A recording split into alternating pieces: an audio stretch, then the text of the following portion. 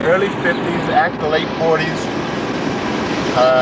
and we finally moved away in 1956 when I was 6 years old. And I used to play all over this neighborhood here. And this is a house that we own, and my folks sold it back in the 70s sometimes. So we had moved away. This is our home. This is where I first became aware of things. This house here, this brick house here. Here, one of my old playmates and her family lived, the Leonards, and she had Marsha Leonard was my good friend, and she had a lot of brothers. They played with my sisters and brothers, and they were very good friends. I'll never forget. This is the house they lived in. Let me know when. It's when? Okay, this is again our house. Left here, the tan house. You see, it had a real big yard. It still looks big, actually. But when I was a kid, it looked real big. And this white house with the green trim is where the James lived. Mr. and Mrs. James and their daughter Ann lived there also. And Ann's adopted daughter Sabrina.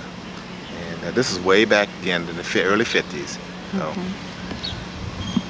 This is where Mrs. James was Mama's favorite friends, Mrs. James.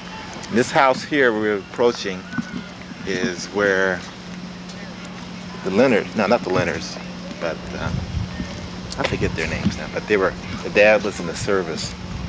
And this is the picture, the house where the picture was taken? And this is the house when we came back from Germany. Excuse me. We came back from Germany in 1964. Now, what were their names? It wasn't Leonards. I can't think of their names now, but their dad was also in the service. And you think they're still there? No, they moved to California back in the 60s. So, and we played with them. And this, as a matter of fact, this is where I got bitten by their dog on the cheek. Okay. So, okay, over to our right here, you can barely see in the wooded area is where the old cemetery is located. Let me see if I can zoom in on the cemetery. You may see some of the headstones. Barely see a little better up here. Okay. And this is where we used to go to school. All four of us went here. So what used to be a school? What used to be a school, as you can see, as you'll see. There's the headstone. There's the headstone. We used to cut through there, and we used to be so afraid. Rather than walk around, you know. Seemed like it was a long way away, but that's how we used to cut through that cemetery. And this is the grounds where the school used to be? And this is where the grounds where the school was, Radcliffe Elementary School. And all four of us went here. And I spent my kindergarten and my first grades here in this school.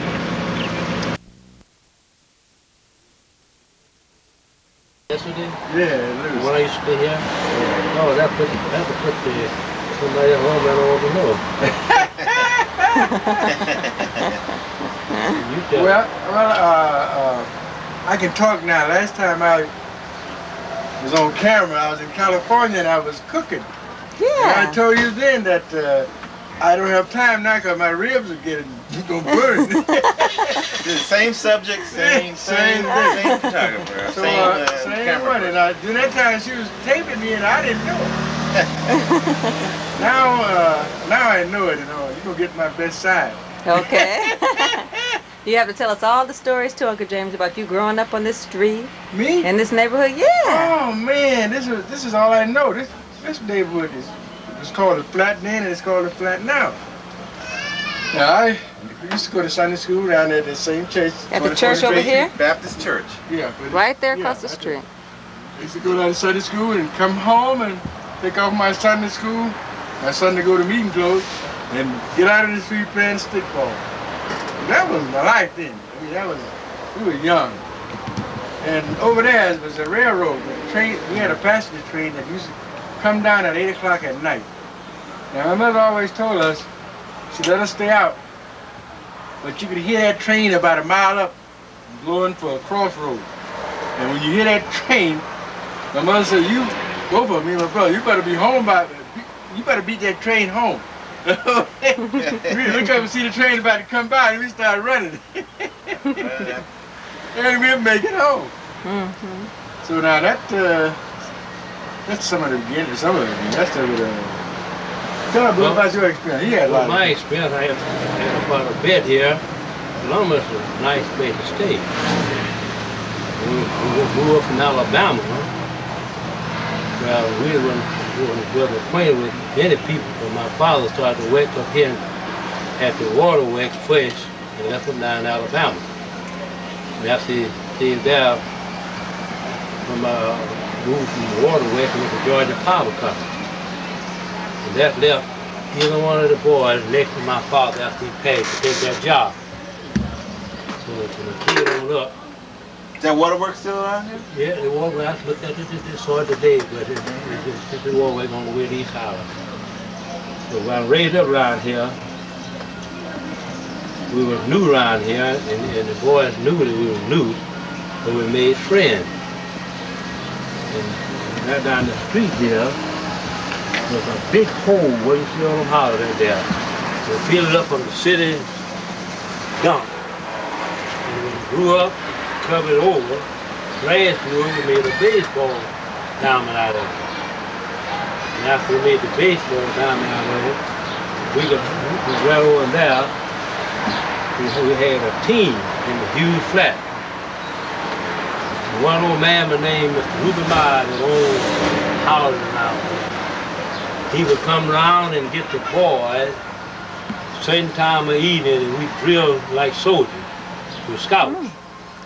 Okay? And once upon a time when that old man getting old, he controlled around here. And he would come out and get us and drill up. You couldn't drive a car through here when we were drilling. We'd tell you take that damn thing and take it around the corner. Go another route. So everybody respected. And once upon a time that the Ku Klux Klan come forward. Oh. Is that right? And, This is true. This is true, then. And we got together. And they said coming, seen them coming. We went down and turned on all the lights. Everybody went home, got their gun and knife and pistol and everything they had. Wow. Met down there and cut off all the lights. We were spraying the car from down that corner around this further and it stopped. And he went out there, they let a flap, told him go ahead and kick this damn thing over. We went and kicked it over. And they didn't do nothing. And they stayed there a while, then they moved on out. And I ain't never seen them come back here no more. Wow. And we were the guys that said, we shoot son, boy. And no, hold your fire. You know what year that was? Huh? You remember what year that was? Well, I was small then. We were small by around, I would say. Yeah, I'm 75 years old now. And that was around 19 in the 30s. In the 30s, so you know that was I was deep in the Yeah, South. because I was born in 26 and I was 30. still a young man. Yeah. That is it. I remember But that church back here, it used to be sitting out on 24th Street. Well, that was 60 years ago. 60 years ago, the second Sunday, during in June, I met Christ. I was 15 years old. I'm 75 years old now. And now I'm here to see the same church, but the pastor that was there, it was an anniversary. I happened to be here about 3 or 4 years ago. My time was my anniversary too. So the same time he baptized me when I converted, he baptized me. The name of Reverend M. Martin. And he had the pool in the back. But we used to baptize because the river that back the water. Oh, is So that we right? got that. We didn't have a place to go. So, this is my church there now. You know, that I always will have respect for this spot entirely. So, You had a friend who, about that time, who didn't quite make it, huh? Dynamite? What was his name? we had a friend of mine, had a friend about supposed to have been converted at the time that I was converted, and he supposed to been baptized I was, but he didn't do it. He was a good little old hustler, but he played with God. God had nothing to play with. And we was down by the restaurant, and Eugene, his brother, came down there and got him one Pepsi Cola. And he was going back and come back again, got another one. And by that time he said, "You fellas ought to come go up there with the house with me, see what's the matter with dynamite." Because he acting up. So some of us come up there. And he was living right there where that space is on the Church space right there. Church Right over there. Church, Huh? yeah. Church parking lot. That's the church parking lot. Yeah. The house was right in that spot. Okay. And he, Was that Junior Bush's brother, huh? Junior brother. Brother. Dynamite, yeah. I remember that. Junior brother, bro. You remember that? I remember that because they gave Pepsi a bad name that, you know, that you drink a Pepsi, you get gas and you die. But the No point wonder is, they don't drink Pepsi around here. but the problem was that he had drank more than one Pepsi and he had just jammed himself with gas. Ooh, those are some powerful Pepsis. Pepsi is powerful. Listen. Pepsi is more powerful than- I mean, you take a Pepsi and put on a brass penny, Yeah. you see how the acid would clean that penny, make it shine.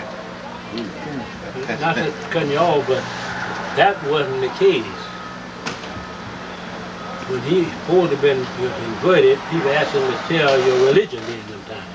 And he said, Peter wept, Peter crept, Peter fell on the back doorstep and laughed about it. That's what called his head come on, because he was drinking that water fast he was drinking that Pepsi Cola. He was burning up on the inside. He was going to hell in the daytime. So now that's what it is, man. I stood and looked as long as I could take it. I walked that house. And before I got to that corner around back around the restaurant, he was dead. He had a little black and white dog. He loved it. He was stuck on the dynamite.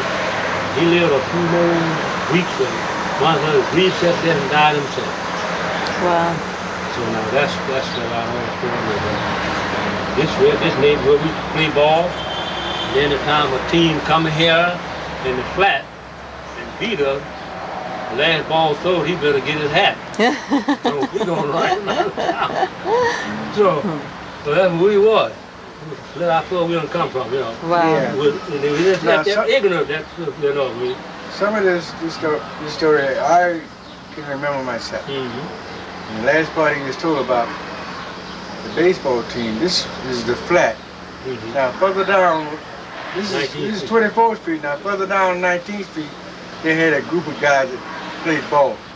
And when they come into the neighborhood, if they lose, everything is fine. But if they beat us, we ran them out of town. So they had a name for this group. They called us the raggedy 19th Street and the hungry flat. Oh man, this really goes back. Now, time I was younger, and I was coming behind him. This is my uncle. And many stories I remember him when he was young. And his brother, he called Ga.Jul, that was my uncle also. But he wore some fine clothes, you know. And I was about the age that I was starting to see girls. And I used to borrow his suit. And they thought I had a lot of clothes. I got dressed up in a different suit every Sunday. But that's my uncle's suit. Uncle, what was his name? Uncle Walter. We called him Hoochie. Hoochie. Walter Green, yeah. Oh, okay. He died in Detroit. That's where he went to Detroit. Oh, okay. Now, my uncle was saying about this church, 24th Street, when it was up there on 24th Street, it was a wooden church. A wooden church. I remember what it was. Yeah, all right. So they made them move it back so that highway could come through. The highway you're looking at right now. See, that's why it's not on 24th Street now. Yeah, right. See, this is 24th Street That's right 24th Street up here. But the church is His name was 24th Street, so they moved it back. 24th Street. And hey, man, this is my hometown.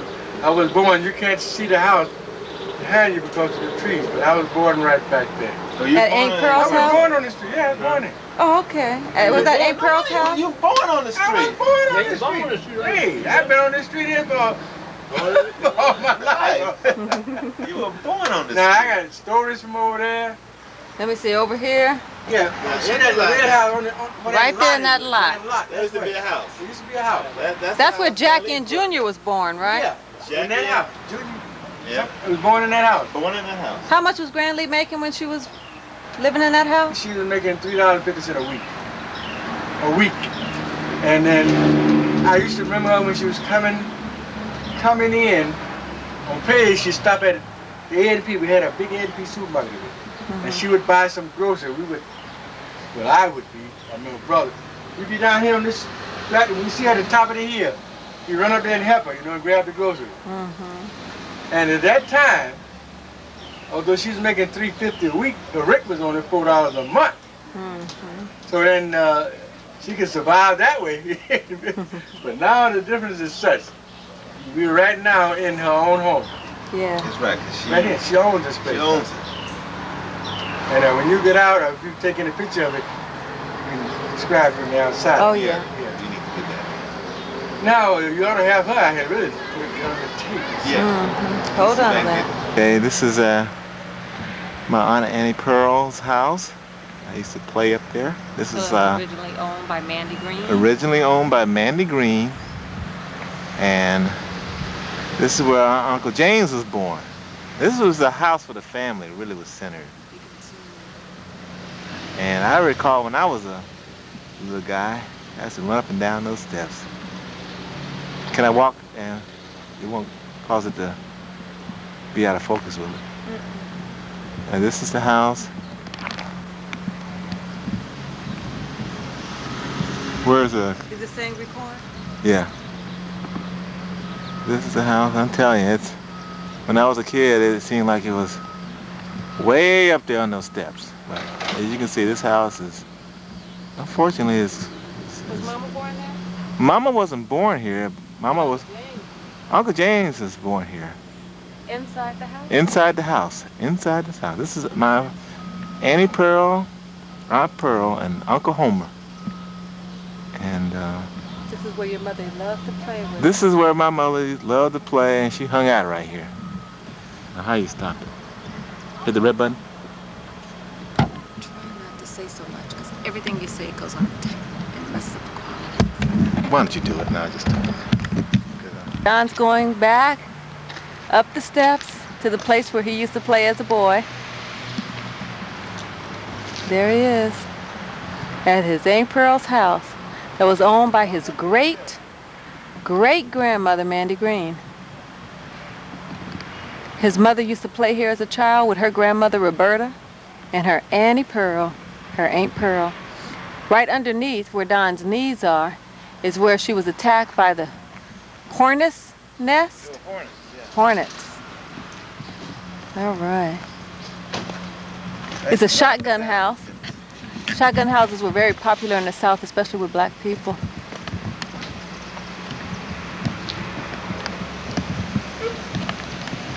These are the streets that Don ran and played with as a child, where his mother ran and played all her life, and where his Uncle James ran and played, Yep.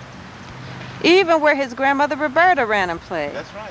There's a lot of Bronson Allen history right here. My grandmother's been on the street for almost 60 years. 60 years. It's a long time. There have been 4, 5 generations of... And in those days, the street was dirt road. I remember. Dirt I road. was a little guy. Don, tell us about this lot that you're standing in front of. Well, this lot here was actually a house was on this lot, and this is where my Granny Lee lived. And it was a shotgun house. It was wood. It wasn't even painted. And in front, it had a lot of gravel. And I used to, when I was a little boy, I used to throw those rocks and make the sparks, and that was a lot of fun. And we would come outside in the late evening in summertime like this, and we catch those lightning bugs. With your hands? Huh? Huh? You caught them with your hands? We caught them with our hands, and we catch them with the jar. All right. And we have them in the jar, and we sit out on that porch, and then sometimes the lady who lives right over here, she would barbecue. Uh-huh. And boy, you talking about some barbecue. It was delicious.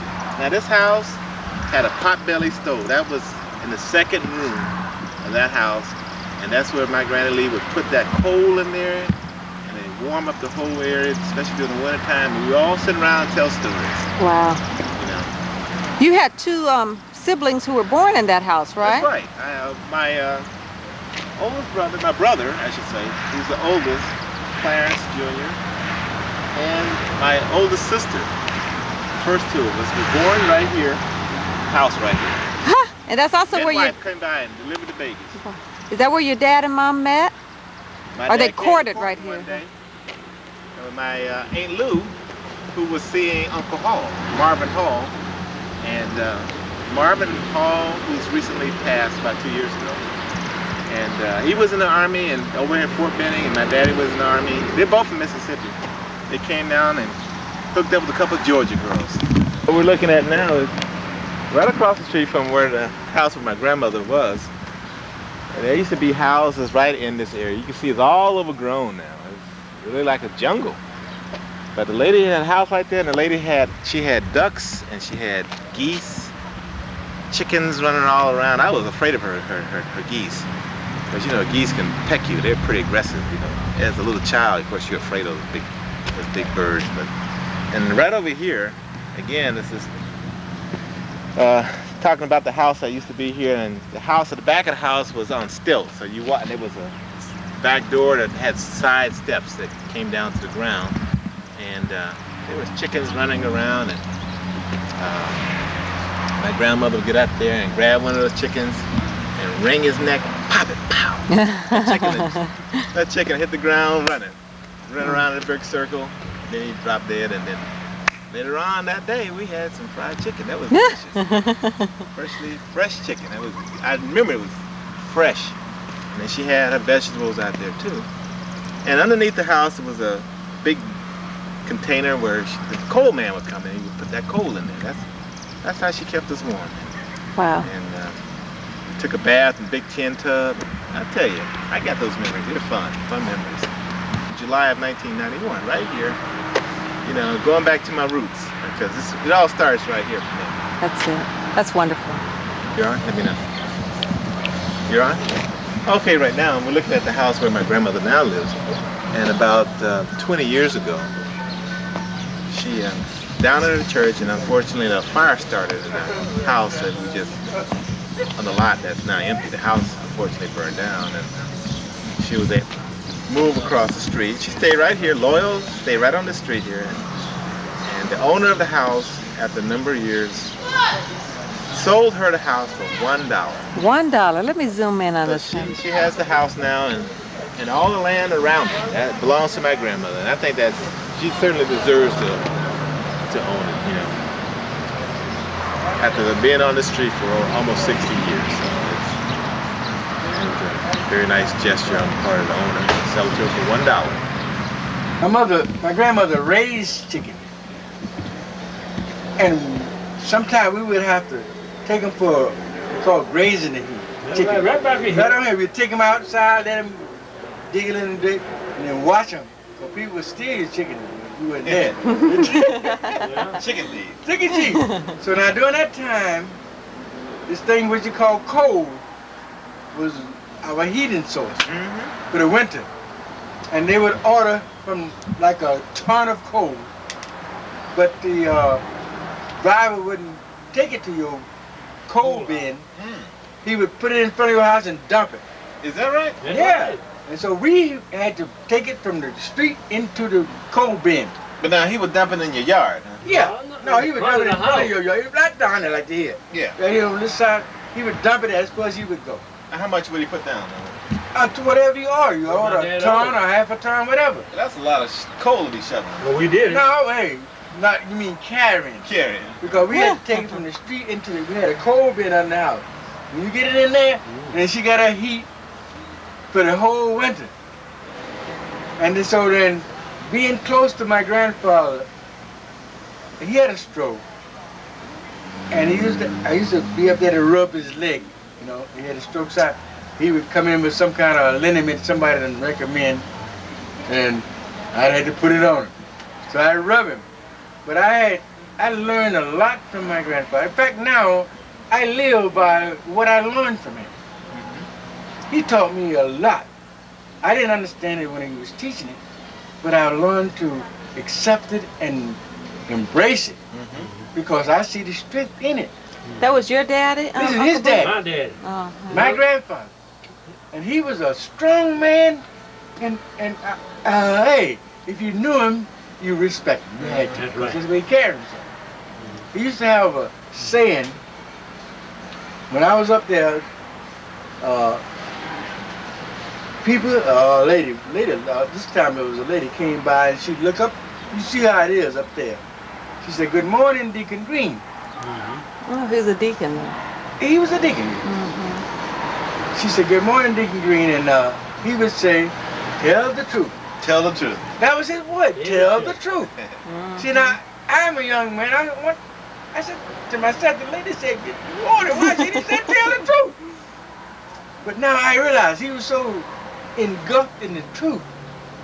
This was his saying, "Good morning or goodbye, tell the truth."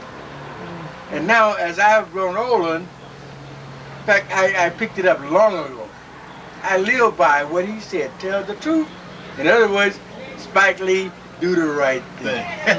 You do the right thing, everything's going to be fine. Mark, I want to take over. Not only the cold, you see these telephone posters?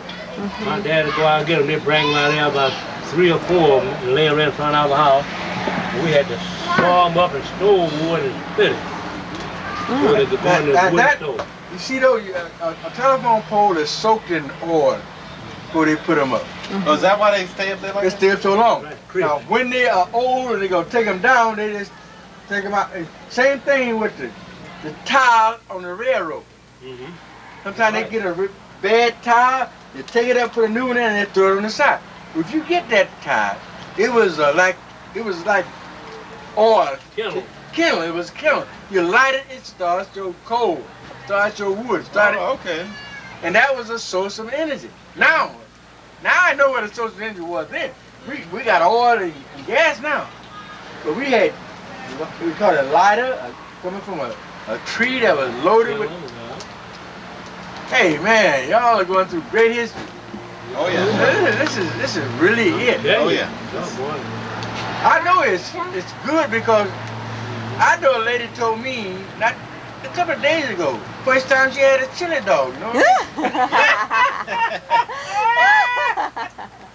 And the same lady with her husband was mistaken as his daughter. Who might that have been, Don Allen? Well,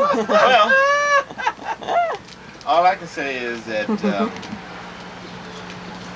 I guess I'm just fortunate to be here with my family, my daughters, and my son. Right.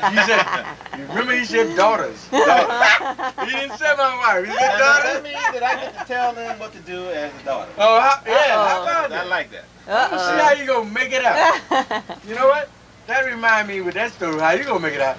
This is a story that I was talking about the other day, about when I came out to see my sister, your father.